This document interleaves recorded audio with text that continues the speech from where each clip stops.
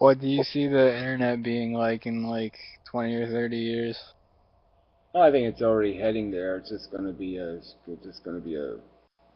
tweets of commercials. It's not going to be the internet. It's just going to be the pop culture avonet. You know.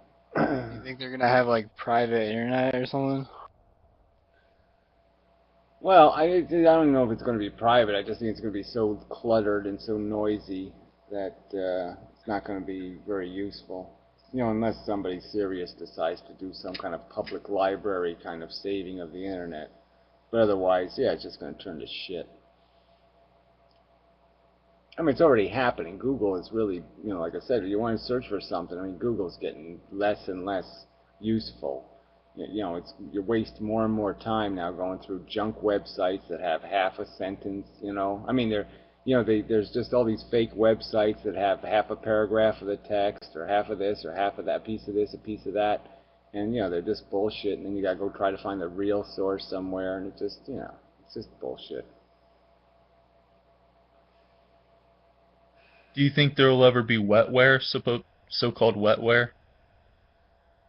I don't know what that would be. I don't know what wetware is. I don't think I want Like to wear. implanting it in your head, like in trying to access an internet through your brain. Yeah, well, I'm all for, you know, virtualizing all of it. So to me, that seems the logical end game. But we're never going to get there. I mean, we're not going to survive as a civilization long enough to get very wet. Or Google will own all of it. Yeah, and you know, it'll sell it to us with commercials. Get ads in your brain. Yeah, I mean, I wouldn't play a video game if it had commercials in it, right? I mean, if there was commercials in your video game, I mean, you'd say, ah, fuck this shit. There's a lot of that now, especially on iPad games and things like that. There's all over the place. Yeah, well, fuck that. That wouldn't fit in my brain. I don't play them either for that reason, mainly.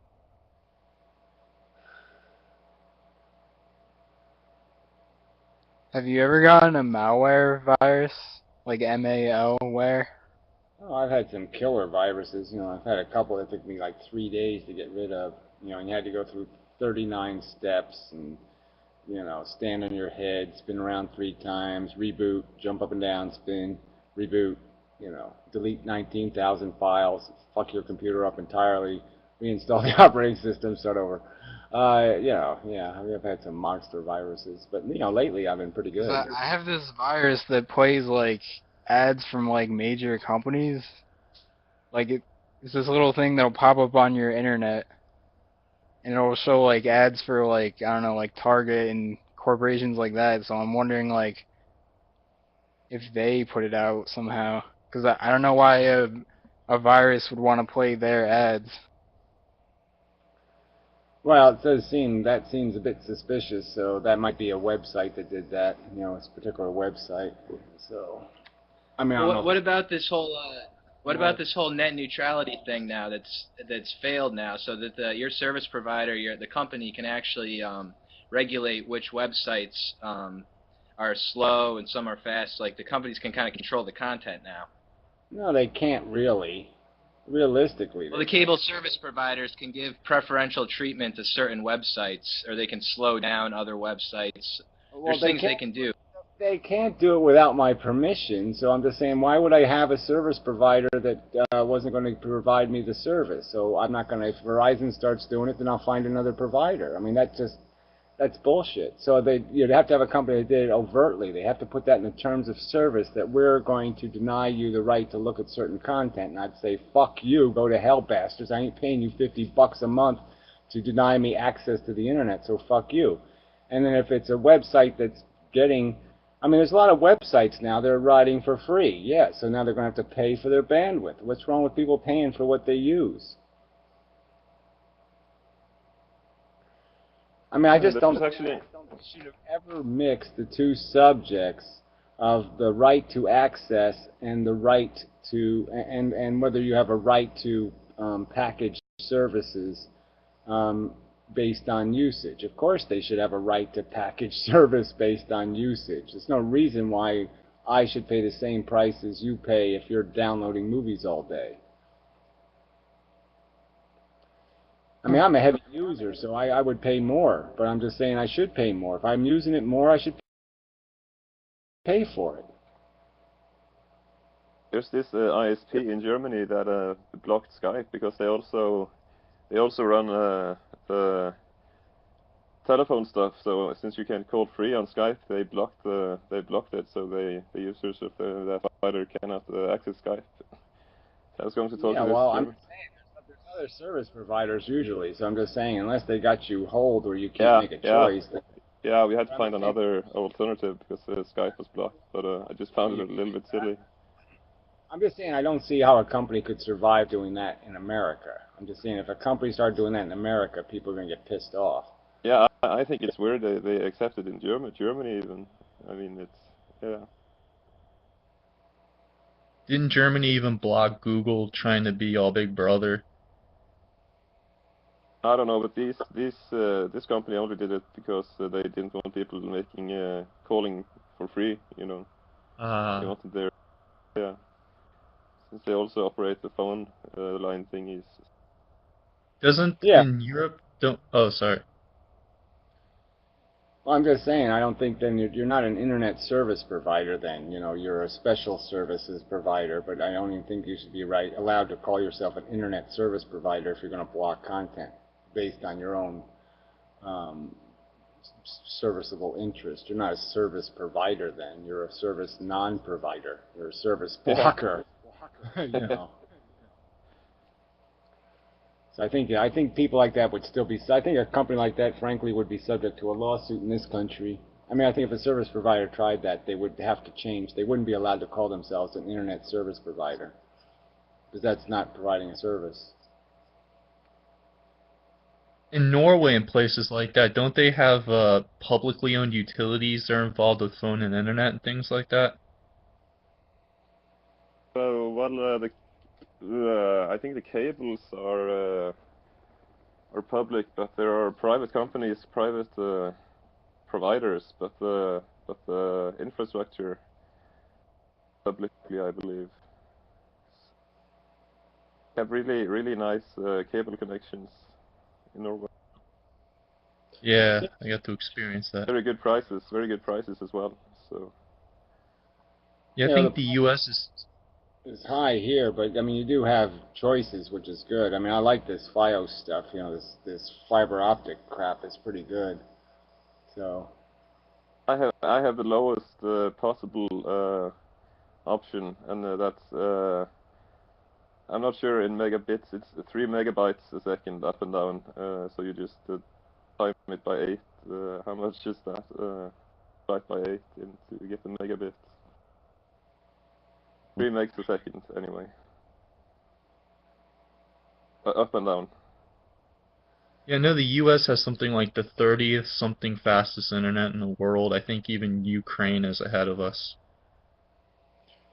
yeah, well, I know, but it's like I said, the infrastructure is uneven. So some people, like I said, I mean, I have, you know, if you can't get it, you know, if I wanted to pay for it, I could get even more. I'm just saying that the fiber optic stuff is pretty good technology. So Norway is a tiny country though, so it's That's here true. to cover.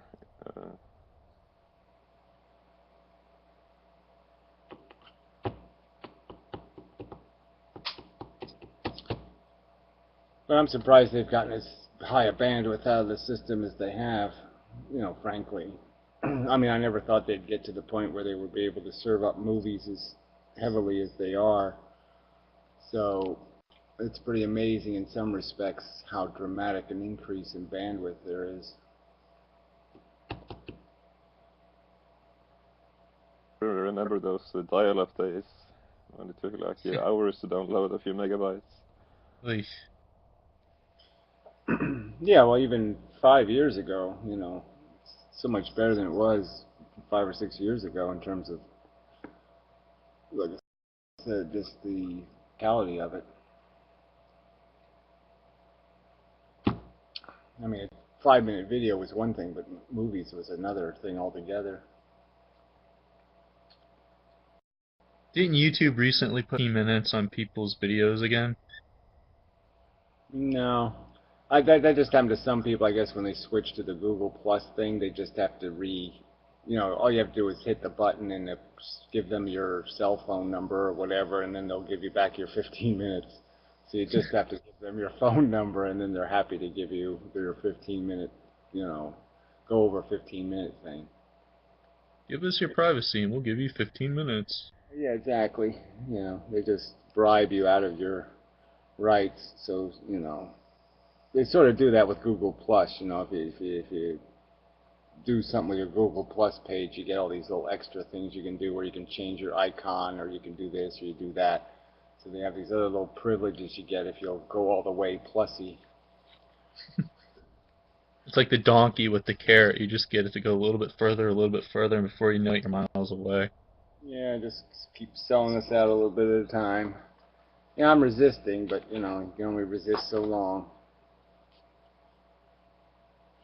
I heard something crazy like Google is in the business now of building psychological profiles of you based upon your profile through Google Plus and your searches and things like that. Duh. Jeez. That's why they bought YouTube in the first place. They didn't buy it to make money. They bought it just to do their data research so they could profile people for their advertisers. So yeah, they have us all profiled. We're all profiled into who clicks ads, who doesn't click ads. They have all that shit. They know exactly what we do. So they'll put a $sign on all of us, and so yeah, eventually they'll just kill all the people that they can't make money off of. They'll just disappear off the face of the earth. That's what Wonder how advanced those Google cars are for. Is they're just doing those stupid Google cars so they can program them to run over all the people who don't click on ads. So eventually we'll all get killed by Google drones and Google cars. wonder how detailed those profiles are, though. I wonder if rudimentary, like, oh, this person likes McDonald's, or I wonder if they go in depth. Well, I think they probably go in pretty. Look, it's an algorithm, it's all computer science. So frankly, it can go pretty deep. They probably have 1,000 different criteria, that they check. They probably have a thing with 1,000 different categories, where they check you off, and so they have you profiled pretty good. This may Better be than a dumb question, but I just have no idea. What can they do with that information? Like, can they sell it to companies, or there's some kind of contract, like when you sign up, that they can only keep it to themselves? No, the whole point of them having it is because it has value for advertising. So now they can guarantee performance on ads. So the company can come up to them. They can say, look, we can guarantee you, okay, sales. We can guarantee you performance based on these profiles, and we'll put these ads, we'll profile them to these certain individuals, and so you'll get a huge click-through rate because we're only going to serve these ads to assholes we know are going to click these fucking ads. So they can outdo all the other advertising choices because it's very target advertising. That's a good question, Gary. Who would